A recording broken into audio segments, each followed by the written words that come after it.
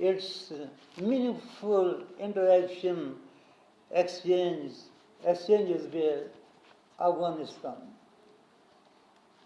Subsequent developments, including New Year tweet in 2018 by President Trump, suspension of aid, military training as well as military assistance further deepened this trust deficit between both countries. Additionally, Washington applied measures, those are financial coercive tools against Pakistan,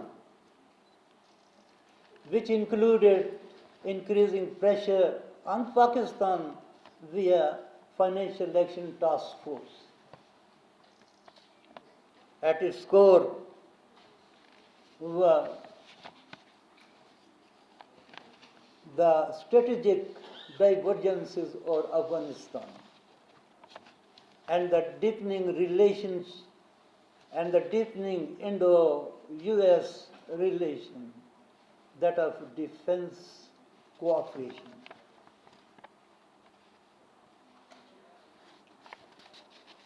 The change in US approach towards Pakistan followed a shift in strategic policy on Afghanistan when President Trump officially sought Pakistan help in facilitating a dialogue with Taliban. Pakistan Tehreek-e-Istiqlal government responded positively to the request.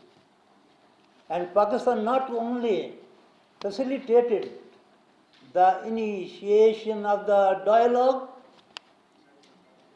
and subsequently maintained a strong liaison with this process, but also called for reduction of violence by all sides and took active steps needed to help the process.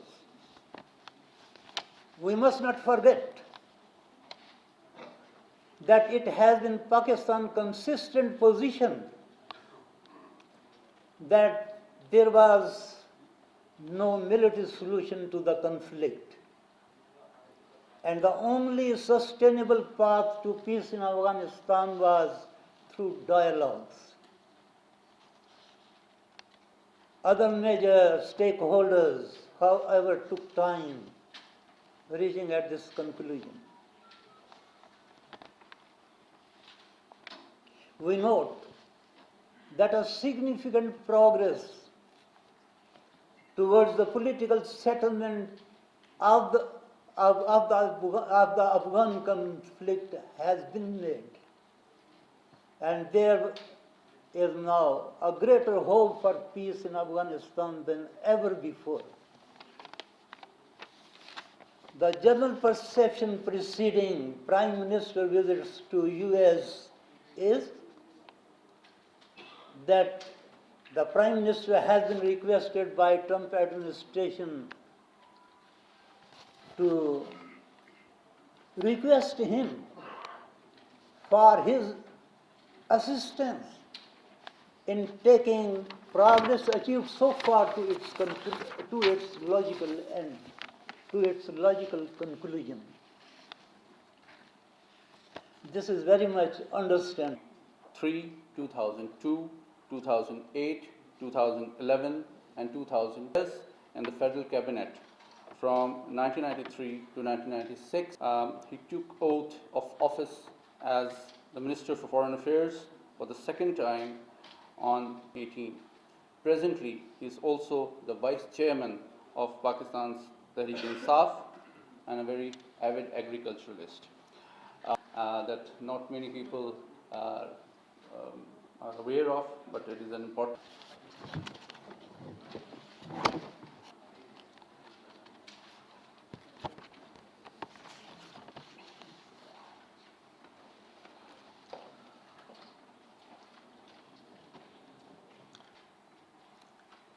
Ladies and gentlemen, Assalamu alaikum. I have a written text and I will follow that.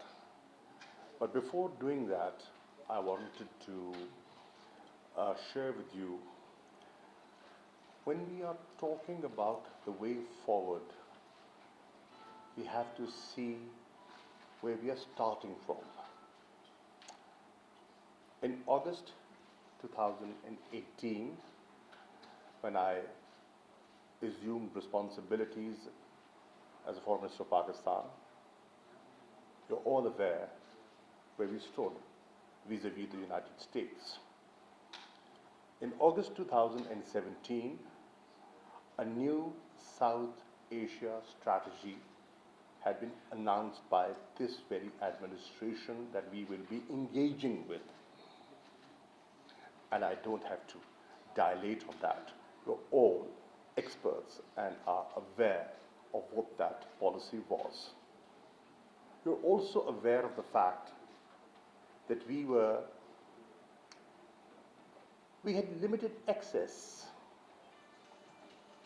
and the environment in which our ambassadors were working, our former ambassador to Washington and former Foreign Secretary is sitting here, can stand testimony to that. The difficult environment that Pakistan was operating in.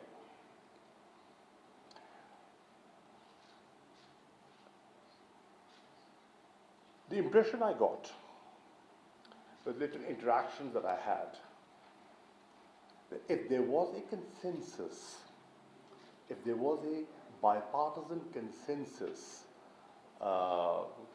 in the US Congress in this environment of polarized United States, politically polarized United States, it was on Pakistan,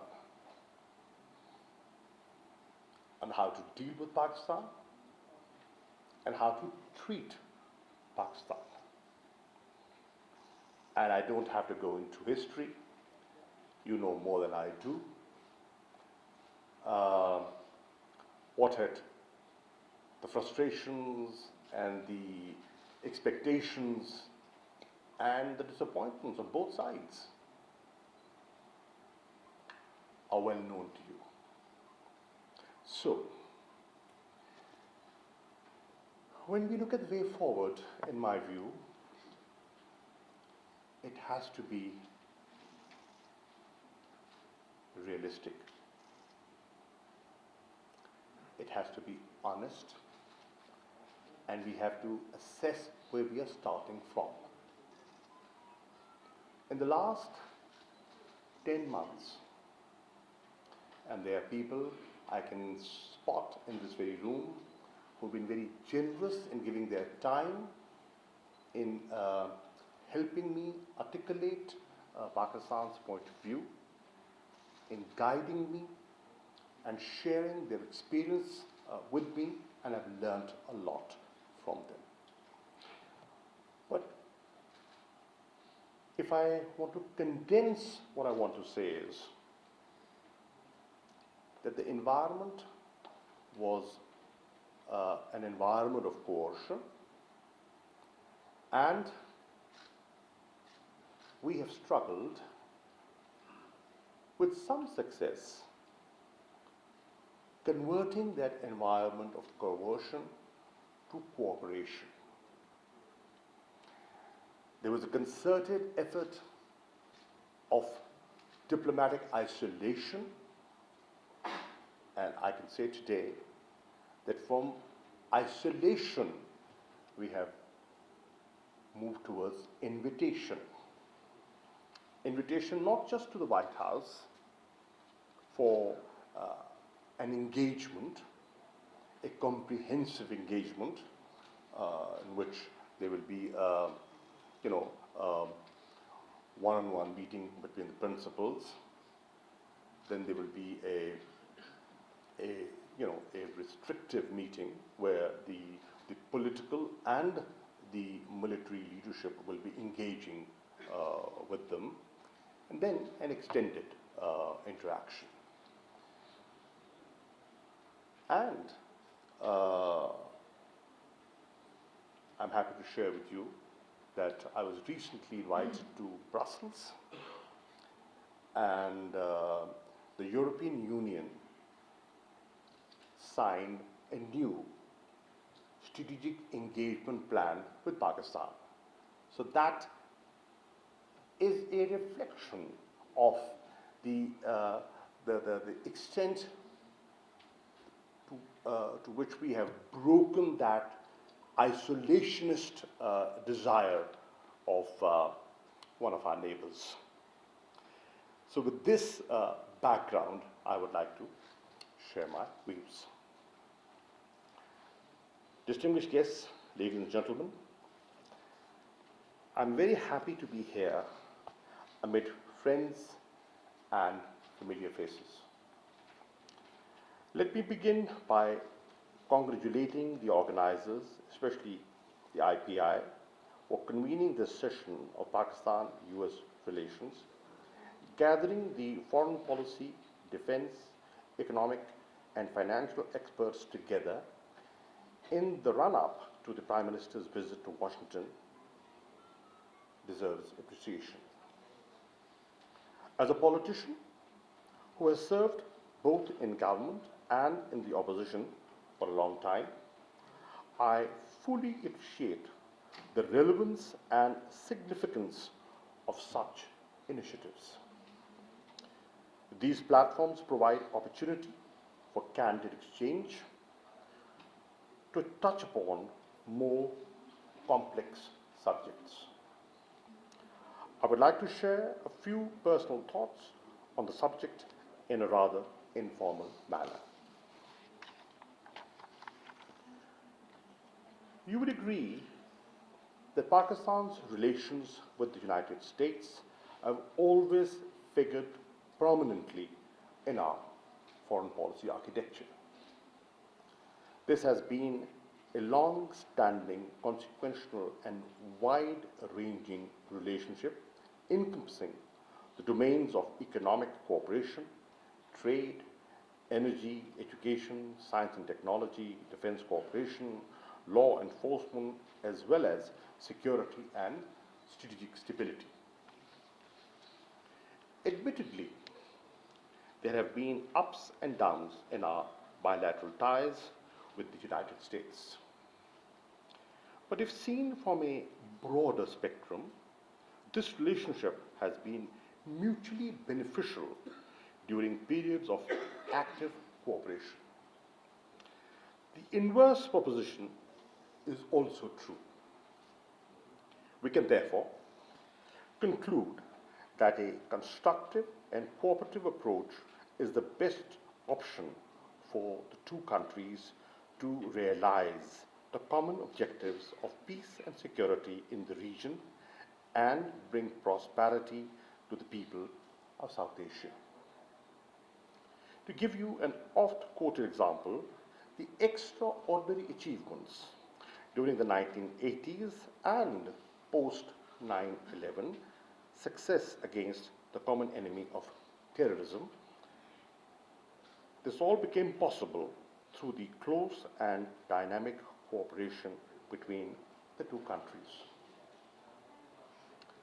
Since the assumption of government of Prime Minister Imran Khan in August 2018, we have seen a gradual warming up in relations again.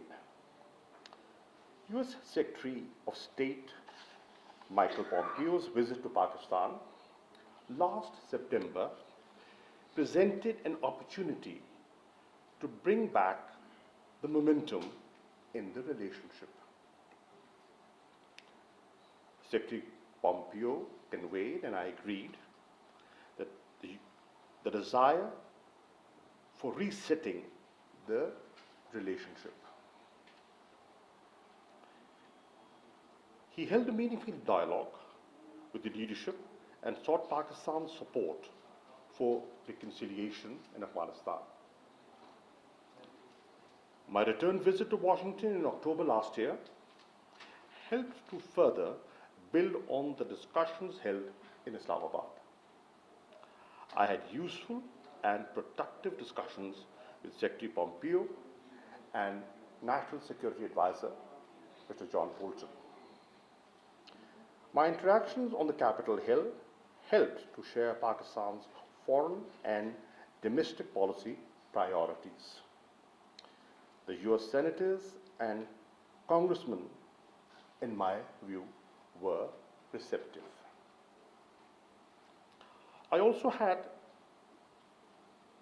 an opportunity to address at a think tank called USIP in order to reach out to the wider circle of opinion makers in Washington. My conversation with the media was aimed at building Pakistan's narrative and countering propaganda. Overall, the visit enabled us to reconnect with Washington and lay foundation for the forthcoming visit of the Prime Minister. The visit of Senator Lindsey Graham to Pakistan in January 2019, whom I also met in Washington, further built up and generated the momentum for leadership interaction between the two countries. He also contributed to enhancement of bilateral trade ties. Now, President Trump has invited the Prime Minister to the White House. We see this invitation as acknowledgement of the inherent importance of the relationship for both sides. Preparing for this important visit, I would like to highlight the following objectives that we wish to achieve from the visit. First and foremost, we believe that moving forward with a constructive and positive approach is in the best interest of both Pakistan and the US. It would therefore be appropriate to work for broader engagement from Afghanistan to bilateral issues, economic and trade cooperation, to peace and stability in South Asia. Secondly, we are mindful of the US priorities regarding Afghanistan.